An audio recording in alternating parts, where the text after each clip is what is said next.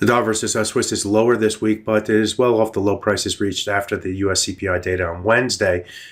From a technical perspective, off the longer-term chart, we did move to a new high going back to May of 2024 in trading this week, but could not get to the next key target level on the top side. I'm going to talk all about that in this video, so let's get started. Starting off the daily chart, the high price that we reached this week was on Monday's trade, and that high price came up short of this key ceiling area right through here, where we had a number of different swing highs forming the ceiling between 0.9223 237 and 0.9244. Keep that level in mind. Not only going forward, I don't think we're going to get anywhere near it in trading here today. But if we do start to move back to the upside, then that key area will be targeted. By the way, it also happens to include the 50% retracement of this move down from the 2022 high to the 2023 low. So be aware, be prepared.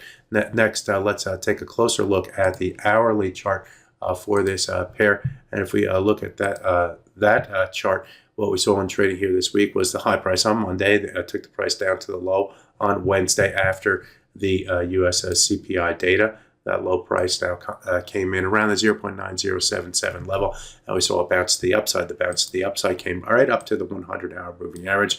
On trading yesterday, we approached it but fell short of that. And in trading here today, we are trying to get above it right as we speak. That level comes in at 0.91325. Stay above that level. Tilted bias in the short term, at least to the upside, and the medium and long term. Why? Because the price has been moving to the upside here since the December low, and as I mentioned, we are near the highest price going back to May of 2024 off the daily chart as well. So getting above that level would tilt the bias more to the up half. Traders looking toward levels like this level at 0.9156, followed by the 0.9200 high price that we saw in trading this week.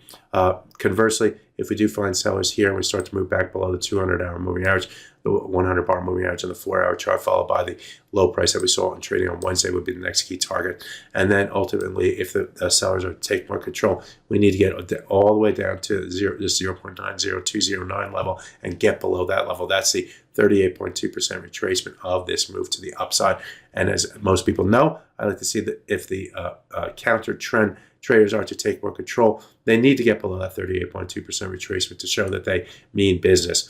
The problem is Swiss National Bank is more on a easing cycle, while the U.S. Federal Reserve is likely to keep rates unchanged. That could extend to the second half of 2024, so that favors the dollar versus Swiss from a fundamental standpoint.